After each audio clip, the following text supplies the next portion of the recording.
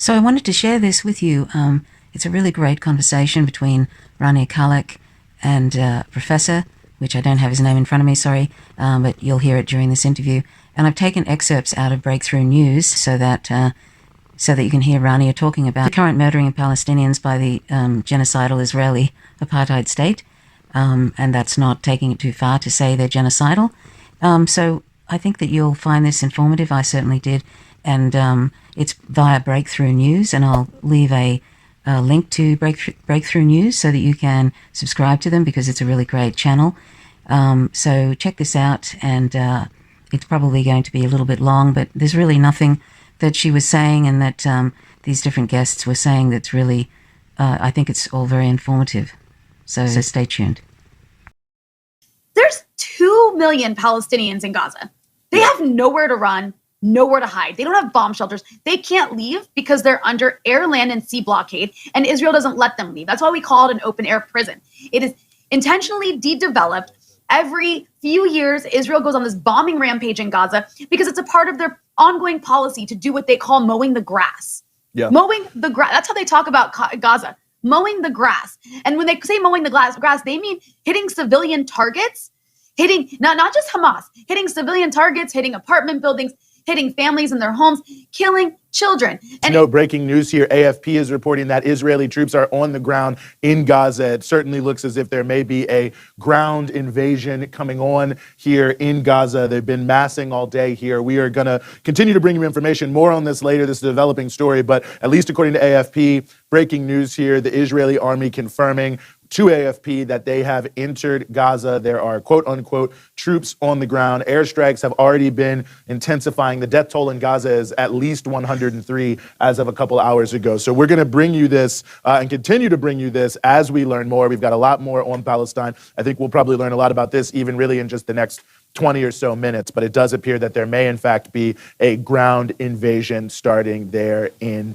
Gaza. I just want to remind people that we are watching in real time as a nuclear armed country with the most sophisticated weapons in the world. They have a Navy, they have an Air Force, they have an army, all armed by us, our country, is invading and occupying and bombarding a densely populated strip of land with 2 million people who are literally like fish in a barrel. They have nowhere to go. They have nowhere to run. There is nowhere to hide. It's literally like if you are in Gaza right now, you are sitting in your house terrified, and your windows and your walls and your floors are probably shaking. I want people to really think about what the children of Gaza are probably going through right now, let alone the adults. I mean, that must be a terrifying place to be right now. And we're watching it in real time. It literally kills my soul that every few years we watch this happen in real time. People from Gaza begging for help on Twitter, begging for help and telling people, I'm terrified, I'm going to die. And you have Joe Biden today saying that he doesn't think Israel has overreacted in its response to Gaza. Yeah. Mm-hmm. He doesn't think Israel has overreacted and they have the right to defend themselves. This is not self-defense. This is murder. This is murder in front of an international community that doesn't care. You know, it's incredible, too, because Hamas has gotten more powerful since the last time that Israel and Hamas fought and, exchanged fire back in 2014. They've amassed a way larger supply of rockets, courtesy of the Iranians. And they have also, they have some drones now. And they've managed to really penetrate Israel. Israelis right now are in bomb shelters. Unlike people in Gaza, they have bomb shelters. Right. And that's important to remember. And the only reason they have bomb shelters is because they're occupying and destroying other people all the time. And therefore, they are always prepared for the blowback from that. Yeah. Having bomb shelters is a sign that you know that you're pissing somebody off. Anyway, but Israelis in Tel Aviv are being touched by this. School is canceled. Work is canceled. People are scared. And so in this sense, Israel has lost its deterrent capacity. As Israel sees it, Israel has this philosophy of we need to use overwhelming destructive force against civilians in order to establish our deterrence, in order to scare the enemy so much that they won't dare to hit us, that they'll be forced to step back.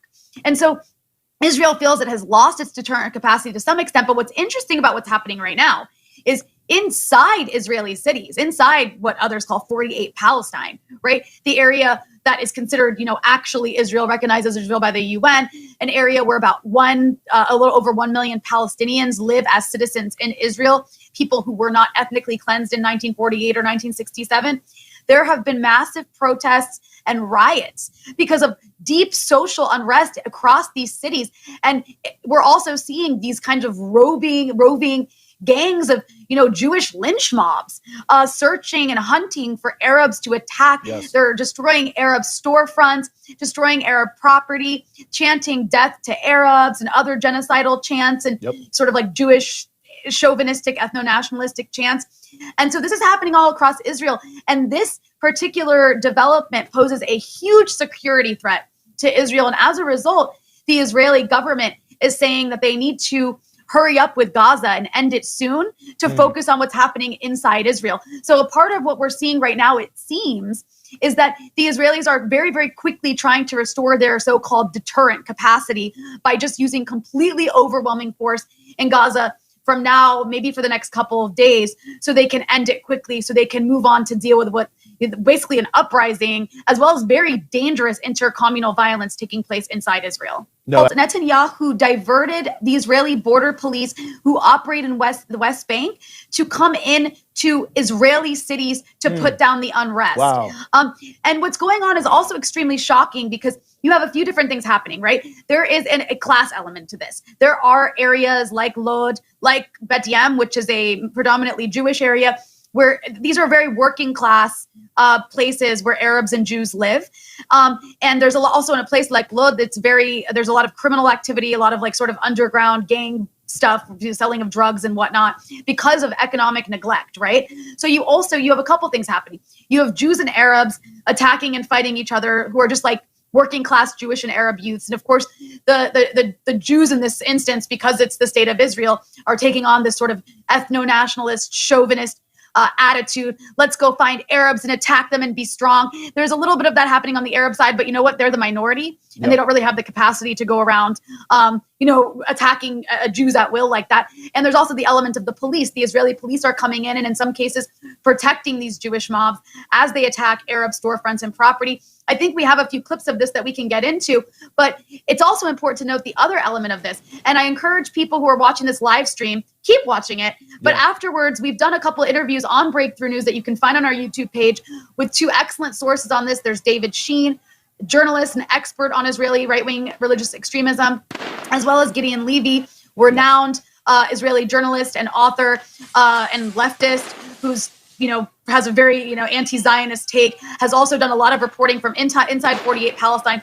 when there's been uprisings in the past. And they talk about the fact that there has been intentional provocations over the last few years where settler organizations, Israeli settler organizations, have been moving Orthodox Jews, extremist Orthodox Jews, into mixed and Palestinian neighborhoods across Israel to try to provoke Palestinians and push them out of the places where they still live, inside present day Israel, inside 48 Palestine.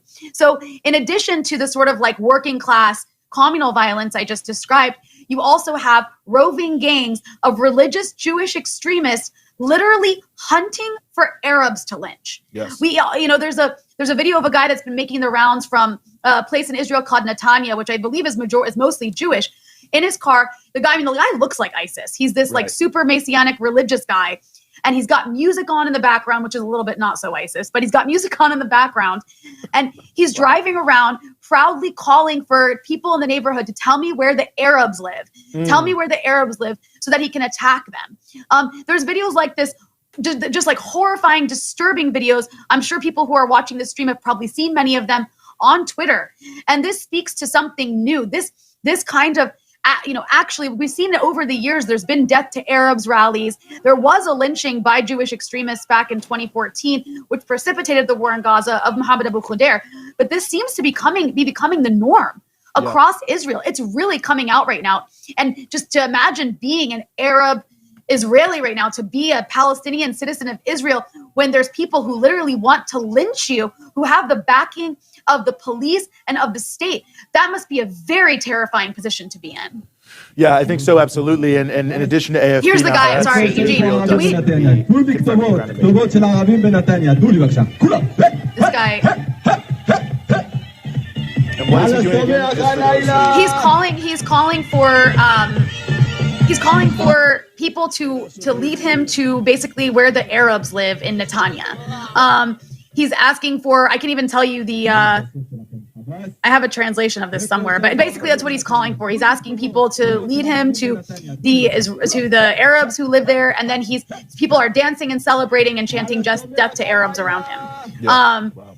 It's really, really frightening. There was also, an interesting thing happened yesterday. There was a man in the mostly Jewish city of Bat Yam who was pulled out of his car by a mob of Israeli Jews who mistook him for an Arab and beat him nearly to death. And they had images of this live on Israeli news. So these are the kinds of images we've been seeing coming out of Israel. There's also been attacks on journalists covering it. I mean, these are scenes from inside Israel. These are just mobs of people attacking Arab storefronts, Arab businesses. That's what they're throwing things at right now. And it's been going on for the last 2 days and getting worse. And Netanyahu's response to it has been to send in the authorities, the police, to suppress it. But you can imagine, the police aren't exactly typically used on Jews. They're used on Arabs. Right. So there's been extreme police brutality against the Palestinian citizens of Israel on top of this impartial police protection for the hateful mobs of racists. I don't know what else you call people who chant death to Arabs. And there's another element to this that I think is really interesting, is that, I've been hearing a lot from friends across the Middle East. And, we all know the Middle East has been quite fractured over the last decade or so, more than ever before. The issue of Palestine had lost a lot of interest, and people have lost interest in it. I've never seen Arabs this united, at least not, since maybe 2006, because they're watching death to Arab mobs. And imagine you had countries like the UAE and Bahrain do these normalization peace deals with the Israelis, saying, celebrating that they're going to have direct flights. They've been having direct flights from Tel Aviv, and, there's not going to be a problem between Israelis and Arabs anymore. That's just them and Palestinians. But you know what those people in those countries are watching right now? They're watching death to Arabs marches. Exactly. By Israeli Jews. And they're saying, what the hell is going on? Right. These people, well, Rhonda, these real quick, people are crazy. I want to bring in.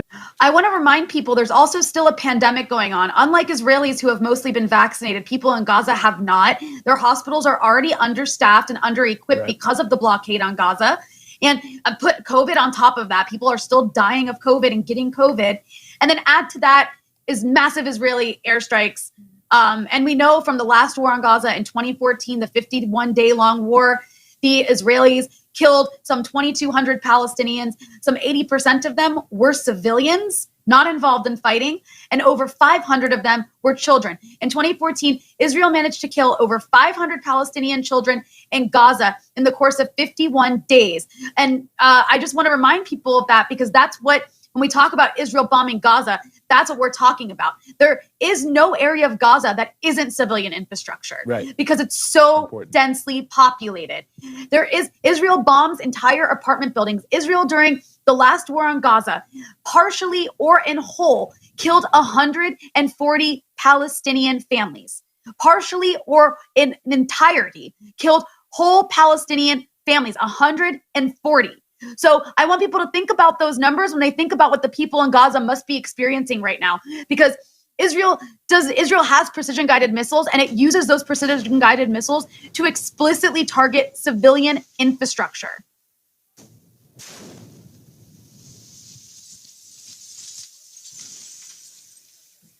Jesus Christ. I just can't, that's what we're supplying.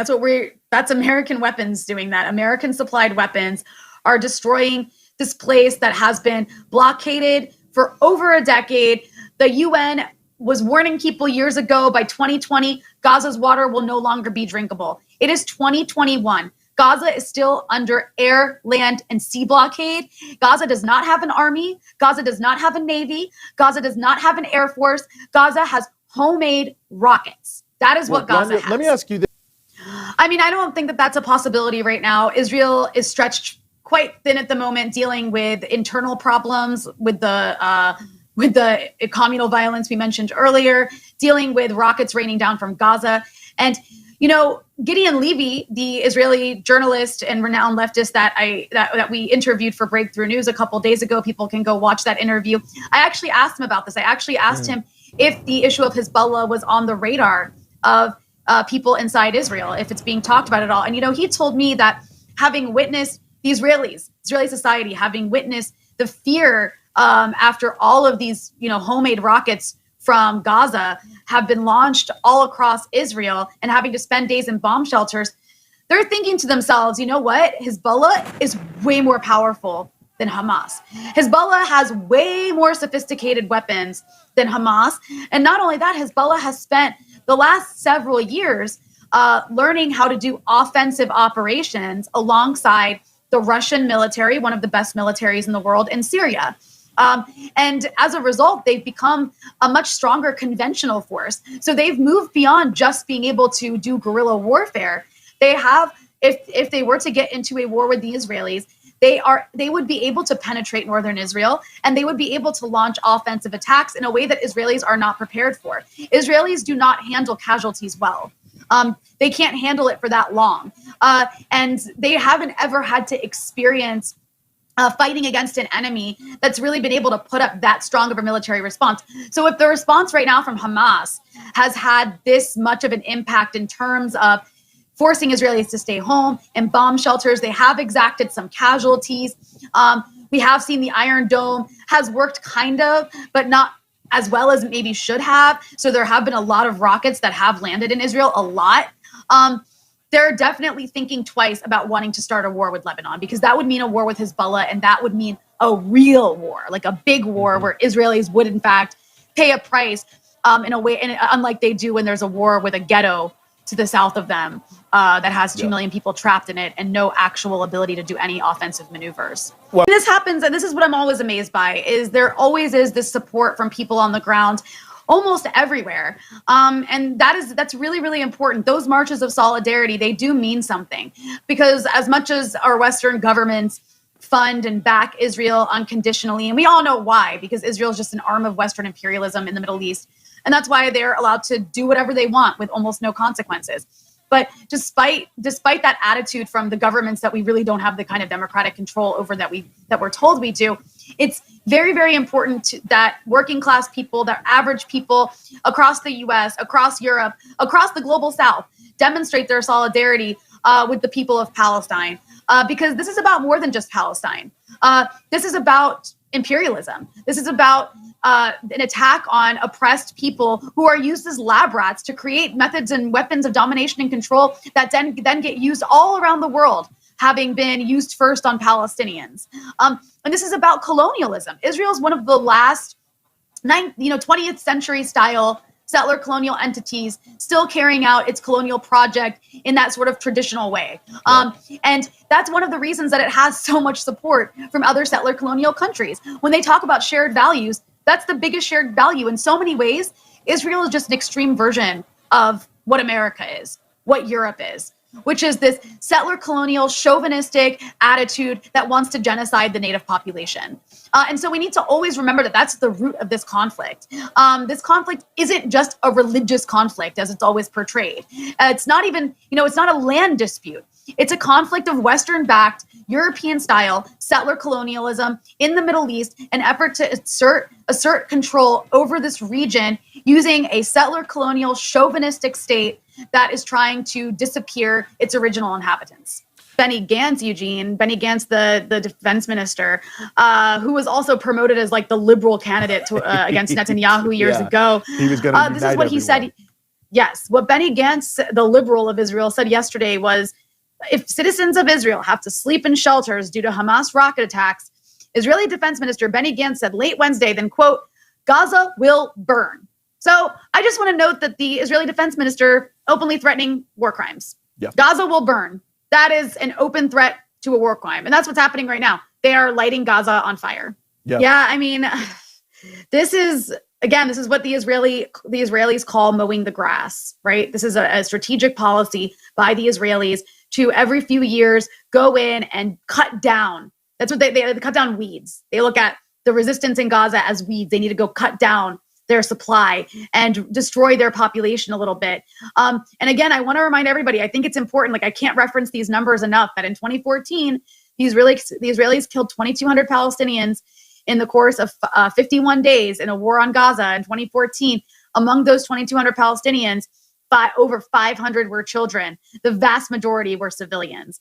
And this follows, Israel's not just attacking Gaza right now. This follows days and weeks of escalations by the Israelis in Jerusalem, in the occupied East Jerusalem neighborhood of Sheikh Jarrah, where there are several Palestinian families fighting Israeli court-ordered evictions in an effort to replace them with Jewish settlers. This is happening all across occupied East Jerusalem. It escalated in recent days.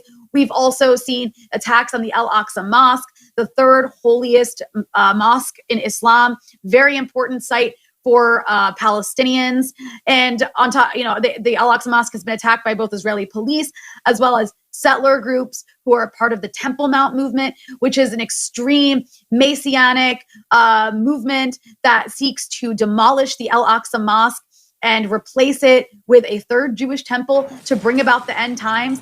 And on top of that, you have roving gangs of Israeli Jews in cities across Israel hunting for Palestinians to attack, and attacking Palestinian, Arab, whatever you want to call it, owned businesses, owned storefronts, attacking their homes.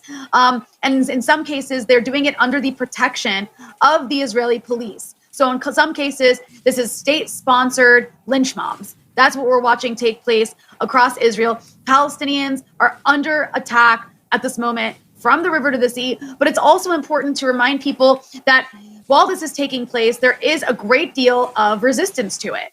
Palestinians are not taking this lying down. There are resistance factions in Gaza, and we're going to have a conversation about that. I believe Eugene, me and you were planning on having a conversation about that. Maybe now's a good time to pivot to that conversation as we wait for more updates to see what's taking place in Gaza. Something that's been interesting has been this conversation kind of erupting mostly online, that is about the fact that, all of these people who are extending their solidarity to Palestinians who are maybe members of Congress are adding these caveats, right? Like Hamas, we can also condemn Hamas rockets, and saying, we also condemn Hamas. They don't represent Palestinians. I think we should have a little bit of a conversation about that, because I think it's a nuanced conversation that can be had. Yes, Hamas does not represent all Palestinians. It is a political organization with a very particular ideology that not all Palestinians agree with. And as an Arab, I'm not personally in agreement with Hamas's ideology. I'm a leftist, right? They have a religious ideology. That's not my cup of tea. That said, Hamas is an elected group. It runs in elections and it wins sometimes. And part of the reason that Gaza is under siege is because there were elections held in Gaza back when George W. Bush was still president. And the U.S. actually meddled in those elections because Hamas won. Hamas still won in those elections. And then the U.S. actually backed a civil war in Gaza. There was infighting in Gaza between Fatah and Hamas because of the U.S. backing of the Fatah side. And as a result, Fatah was kicked out. Hamas was in charge. And ever since, Gaza has been under air, land, and sea blockade because it voted the wrong way.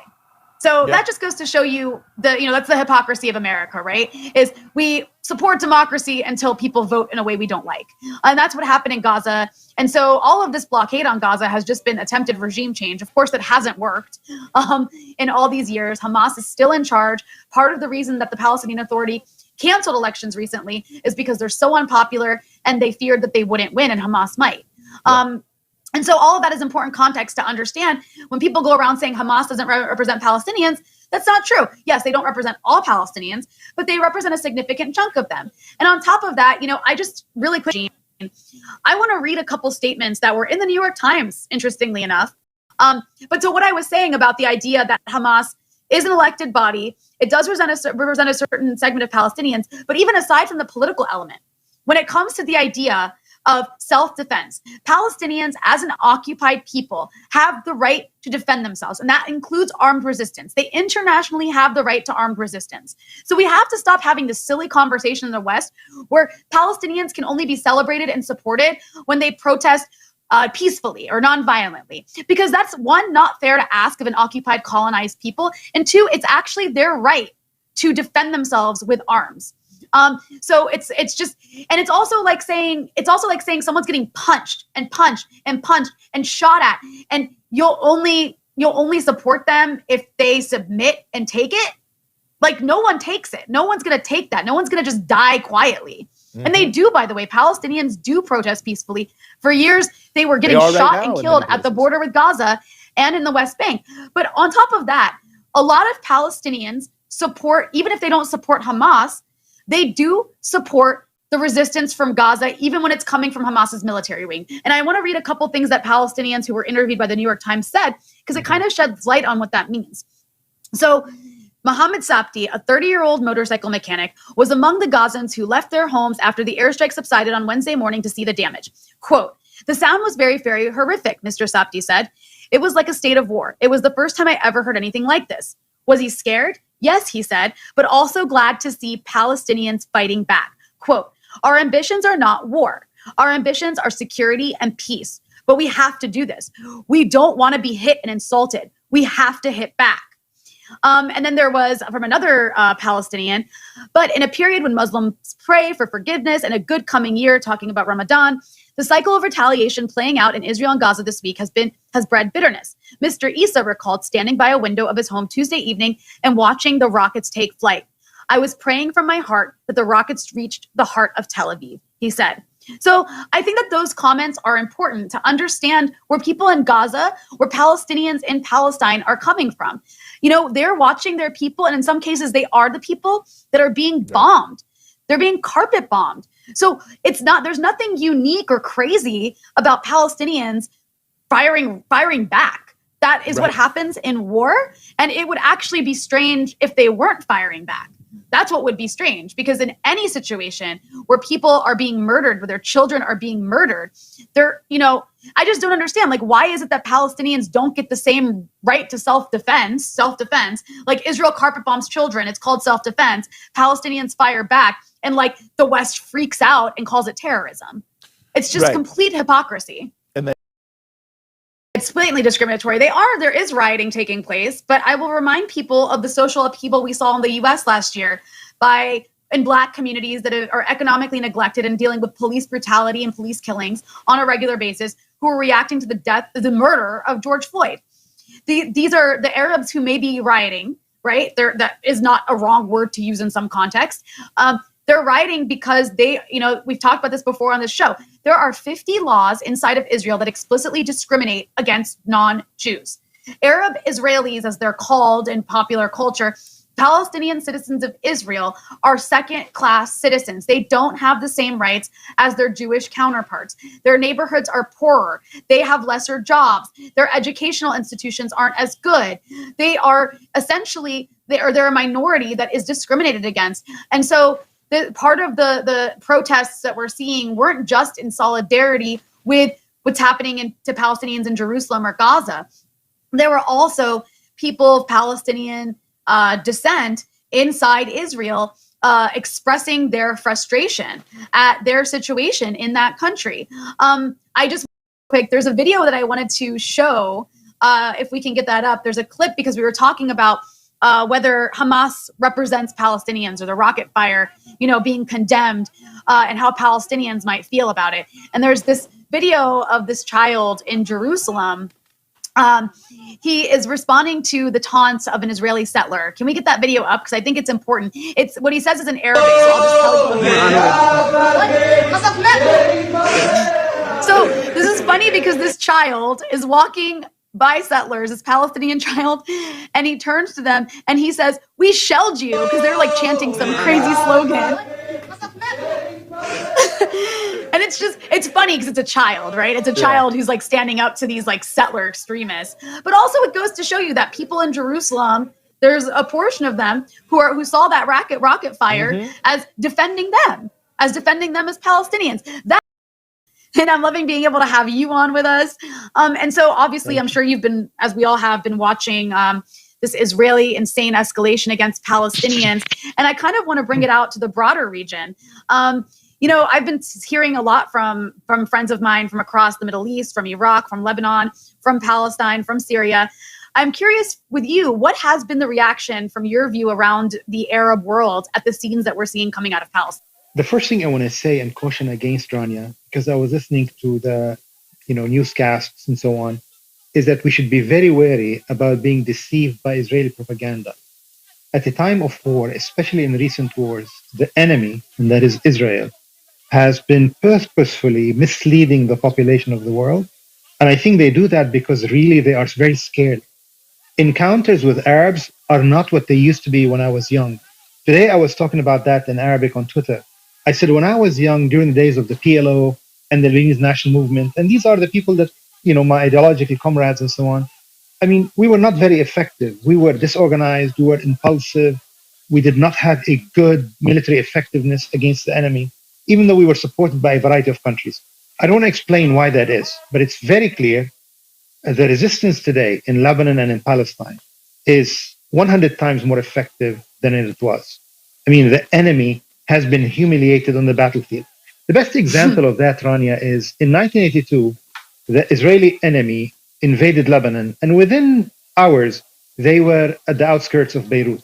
There was resistance. I don't want to take away. I lost comrades who died and were injured in fighting Israeli advances over the years. One of my closest comrades died in an operation in 1978 in Lebanon against Israeli occupation.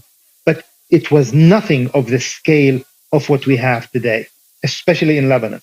Not only was Israel forced to humiliatingly withdraw from Lebanon in 2000, but in 2006, this is an enemy, an aggressive, brutal enemy that used to brag that the war in 67 was a 6-day war. That's the official name they gave. That's the name that is still used today. And in 2006, facing a band of volunteers, youngsters, some of them kids really. These are volunteers, don't belong to any official Arab army. And they withstood an assault. Not only that, for 33 days, they were able, day after day, to humiliate the Israelis. And the Israelis could not advance a millimeter. And throughout those days, Rania, they kept telling us through their propaganda, the Israeli army is about to invade Lebanon. Watch on, watch out. We are about to enter. And they couldn't because they were too scared. They tried in one, part of the southern Lebanese border, and they were so humiliated. And they used their most elite brigade, the Golani Brigade, and they were basically destroyed to smithereen. And people in South Lebanon, some of them will recount to you if you visit them, and I'm sure you will, and they will tell you how they heard the screams of Israeli soldiers. That army is in no way about to invade Gaza. They tried in 2012 and 14, and they were too badly humiliated to attempt it again. The entire Israeli strategy that was found, on which the Israeli state was founded, has been destroyed. You see, the Israeli strategy was based on scaring the enemy to incapacity, scaring them into impotence. And they succeeded. They scared the Arab armies, they scared the Arabs, and that lasted for several decades. Second one is basically destroy civilians, kill as many civilians, because that will deter other parts of the population. And the third element is make sure that you use very little time to achieve very decisive military. All these three assets of the Israeli military have been rendered irrelevant. They can't, the only one that they still use, of course, is they still commit many massacres. That is the typical method of the Zionist movement, even before the state was founded. The Zionists always believed that we kill as many civilians as we can. Menachem Begin, in his book, The Revolt, said that. He said, we committed the massacre of Deir Yassin proudly in order to teach the Arabs a lesson. That's not the case anymore. The Arabs are not scared of them. If anything, the Israeli army is way too scared. Do you see this footage that's now been playing on the screen of all these Israeli tanks being loaded on trucks and all that? This is all psychological warfare. And for that reason, we shouldn't even air them. They are trying to scare the population into submission. They will not submit, no matter how many people they kill. We have now a different generation of Arabs that have instilled the fear in the Israeli soldier. And the Israeli army know that.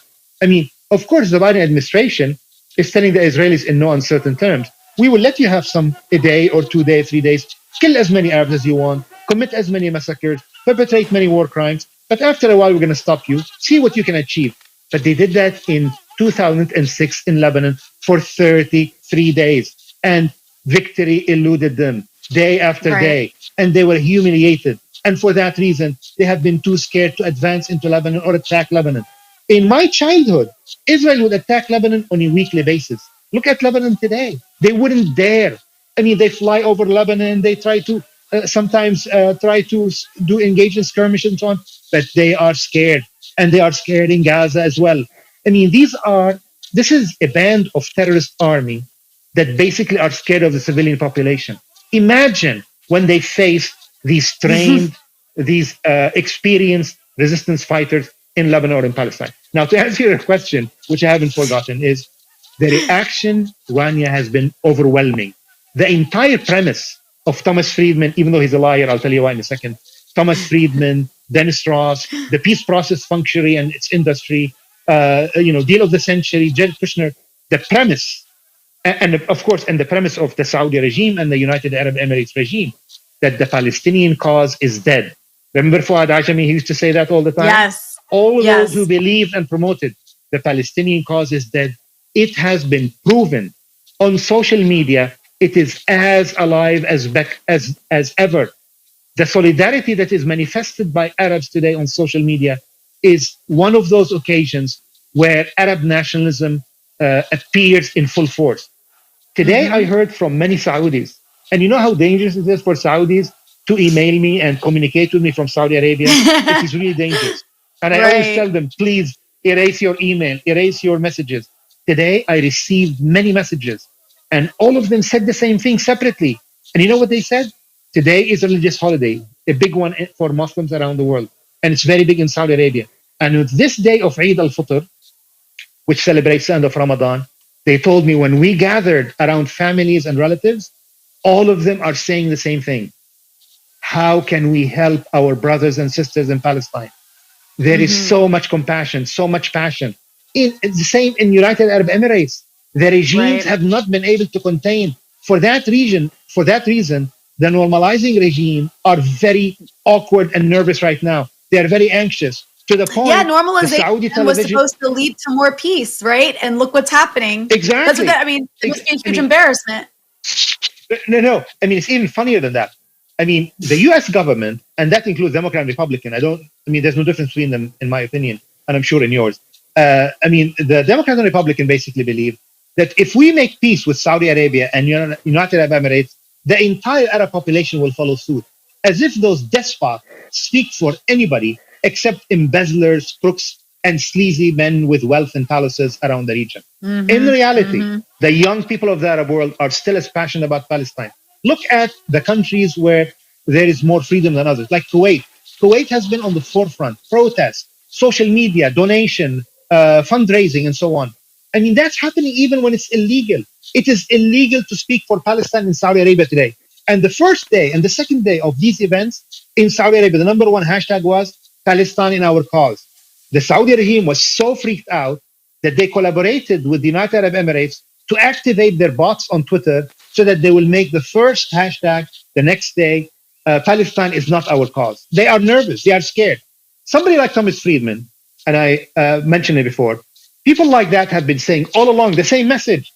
People in the Arab world don't care about the Palestinians. And yesterday, and this is a typical method of deception by Thomas Friedman, he assumed we forgot what he has said before. You know, in 2003, he cheerled the American invasion of Iraq. He was one of the most passionate, enthusiastic peddler of the lies and deception about what WMDs, right?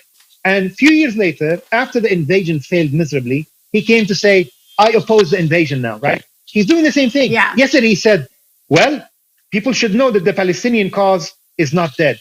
You are the one who said that, not we. We remember your lies. But okay, I mean, that's Thomas Friedman, who now we know is financially even linked to memory of all places. So the answer to your question is that the response has been tremendous. There is so much enthusiasm. There's so much sadness. There is so much sorrow for the death. But the thing is, I mean, people of my generation, that's on our history, our age, our memories is an anthology of memories of Israeli massacres and atrocities. I mean, that's what we remember. in my own lifetime, I just made it into 61 years of age last March, and in my memory, Israel has attacked Tunisia, Libya, down this Sudan, Egypt, Lebanon, Palestine, Jordan, Iraq, Syria. I mean, Israel has attacked Syria more than 500 times in the last few years, and you have dishonest propagandists like Western correspondent like Liz Sly, who in my opinion is one of the worst Western correspondents to ever work in the region, who said that Israel has remained largely outside of the Syrian conflict. I mean, look at the propaganda. No, it's like the opposite. Israel actually supported rebels, Exactly. quote unquote Exactly. rebels Of course. linked to Al Qaeda on the border with the Golan. Assad, I want to ask you though, because we were talking about this before we. Yeah. My friend, this is not the fog of war. This is the air of Israeli propaganda of which we are very familiar.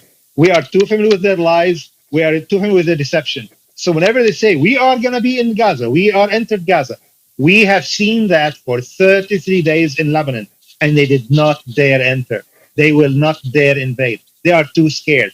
The Biden administration have given them a day or two more of atrocities and war crimes, and they will do more of that, but they will not dare to enter Gaza. That's my guess. Anyway. They did briefly enter Gaza in 2014. You. They did briefly enter Gaza in 2014, and Israeli soldiers were killed. So yeah, I mean, that they definitely... Right. It definitely could be a huge part of psychological warfare to suggest it. So what I wanted to ask you is before we had you come in, me and Eugene were having a conversation about the sort of denunciations of Hamas by anybody who wants to say anything bad about the Israelis. They first have to denounce Hamas rockets. There are people coming out and saying, Hamas doesn't represent Palestinians. Obviously, you and I both ideologically aren't in lockstep with Hamas. But that said, Hamas has been criticized for stealing the thunder from Jerusalem and Sheikh Jarrah, and others have accused them of provoking the Israelis. And so I guess I just want to get your take. How do you respond to that talking point? I'm not talking from Israelis. I'm talking from Americans who purport to be in solidarity with Palestinians. How do you respond to that notion that Hamas doesn't represent resistance, or what Hamas is doing is, taking the thunder away from the peaceful stuff going on in Jerusalem? Well, I thought you did a good job in responding to those misconceptions about that before I came on the air, and I think you put those misconceptions to rest. But you're absolutely right. I said this in Arabic, and I'll say it again. Neither you nor I are fans of Hamas ideology or Hezbollah's ideology for that matter. But to me, that is irrelevant. When people are resisting an occupation, I don't give a damn, and neither should anybody, about what their ideology is when they're fighting for an occupation. When the people of South Africa were fighting apartheid, there were many violent methods used, including what is called necklacing of collaborators. Remember when they put tires around their neck and they would light the fires around their neck and kill them because they were collaborators with apartheid regime? And none of the Western liberals with heightened sensibilities and sensitivities on Palestine used to ever condemn South African for these methods. They supported them without any reservations. When it comes to Palestinians, for some reason, they have so many layers of standards and requests and conditions that are placed on them. They tell them, well, you can resist, but we want you to be secular. We want you to be feminist. We want you to be environmentally correct. We want you to be extremely PC in your language and so on. And then we will consider, but also never use any violent methods, and also don't boycott the enemy. Look, I believe that developing countries should never bother with the standards, neither of Western government, nor of Western media, and not even of Western human rights organizations. These are arms of an empire, and they are fundamentally premised on racist standards with which we should be totally dissociated. Yes, Hamas is an ideology. I don't like their rhetoric. I don't like their ideology. But the Palestinians have the right to resist and to form their own organization. When I was younger, Palestinian organizations were more to my liking. They were Marxist-Leninist groups. They were leftist, Arab nationalists, and so on. And the Islamists were very much along the margins. Today, the picture has changed. But even now, Rania, you would never know from the coverage. Have you ever seen a reference in the mainstream media that you and I consume regularly? Have you seen a reference that Marxist-Leninists in Gaza have also been engaged in resistance?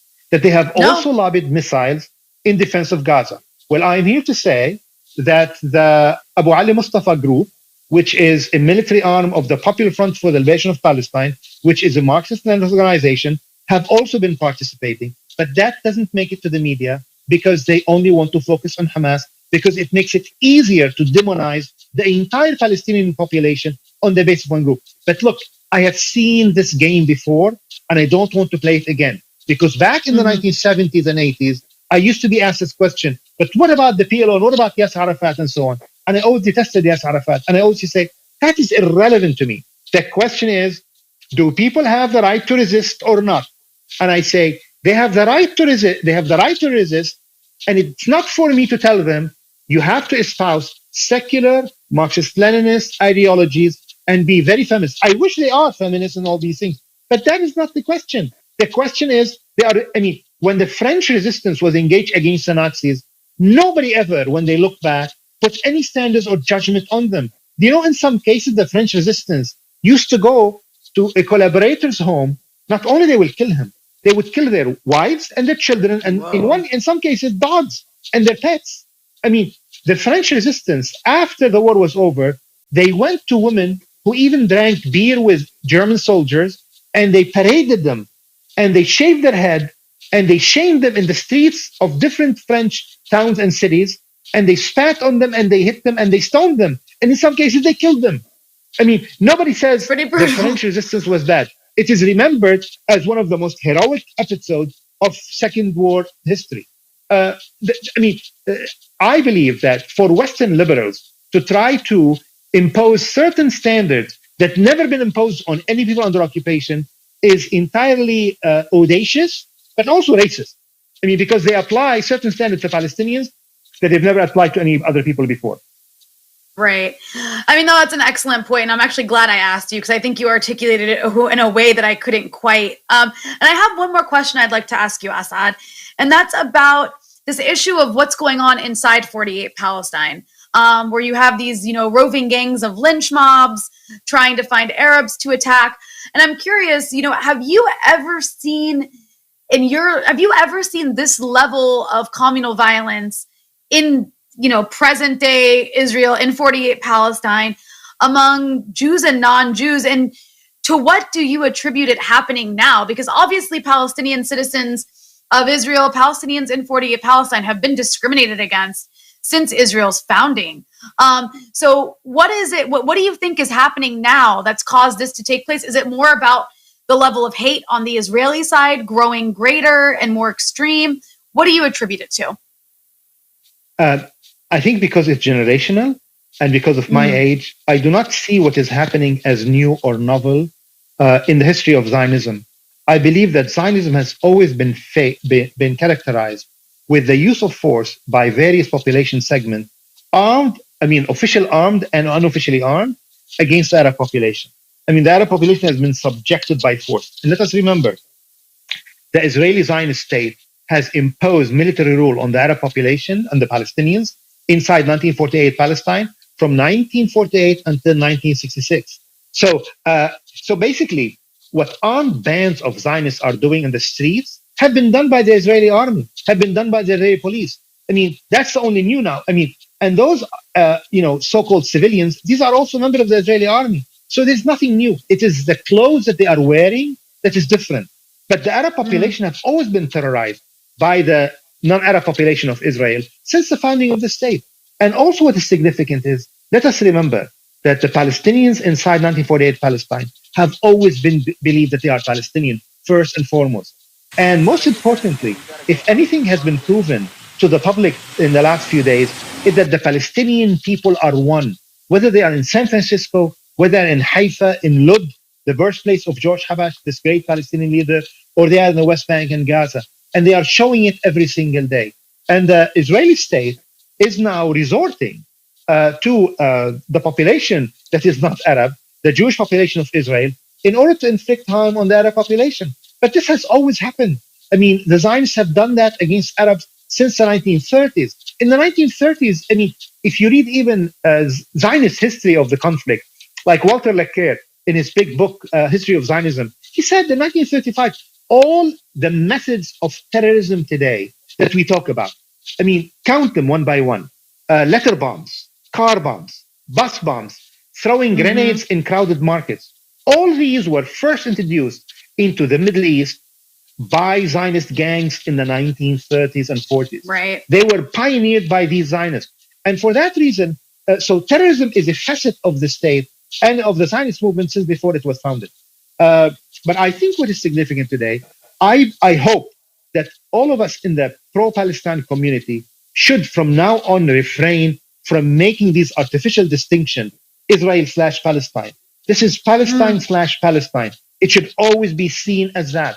Occupied Palestine extends to 1948 as well as the West Bank and Gaza. Let us not try to create this myth that all is well if we only create a state in the West Bank, Gaza, and East Jerusalem. No, because if we say that, we have forgotten about one, the Palestinian population inside 1948 Palestine, and two, the refugees, the Palestinian refugees. I mean, if anything, what happened in Sheikh Jarrah, Rania, is a juridical boost for the Palestinian case.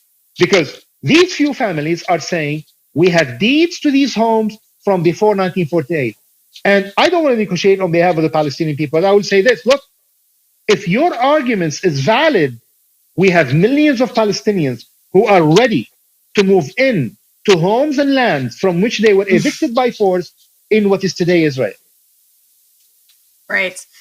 Asad Abu Khalil, professor of political science at California State University. Thank you so much for joining our live stream at Breakthrough News. We appreciate you so much and your perspective. Thank you. Thank you. And good luck for the new gig. Take care. Bye. Thank you again. Thank you. That said, I think it was really interesting what Asad said. He was wonderful to have on, just to get his perspective about the fact that Israel does this kind of preparing for a ground war rhetoric. It may happen, but it certainly is something that Israel in the past has done as like a form of psychological warfare. We're going to invade, we're going to invade, we're going to invade in an effort to try to reestablish their deterrent. But let's remember that Israeli soldiers don't actually have a lot of experience fighting in combat. They have a lot of experience dropping bombs, but rarely does an army and a military with as many F-16s and Hellfire missiles as they have to engage in that sort of combat. So they definitely always are, especially nowadays, reluctant to invade, whether it's Lebanon or whether it's Gaza, for the mere fact that you have to fight people on their terrain. And when it's not your terrain, they tend to have the advantage. So I guess we definitely should keep that in mind as we watch what happens here. Agreed. That said, people on Twitter from Gaza seem to be tweeting out, what they feel like is their last goodbyes. It must be a really terrifying place to be right now. With the kind of weaponry Israel has, we're looking at some of these images of just pure rubble. I mean, just, apartment buildings, residential homes brought down, complete rubble. No one could have survived that if they were inside. And think about how big the bomb has to be to do that much damage. And that, again, is American-funded and supplied weaponry. Israel could not be doing this if it wasn't for a bipartisan consensus in America that Israel gets to have unconditional access, limitless access to the most sophisticated weaponry in the world to use on a naked, defenseless population that does not have bomb shelters to hide in, does not have an Iron Dome system. Right. That's a really frightening shot. Wow. Mm-hmm. That's I hadn't seen that one. Sorry, I'm reacting to the footage we're showing. It's no, frightening. you're reacting to footage. Well,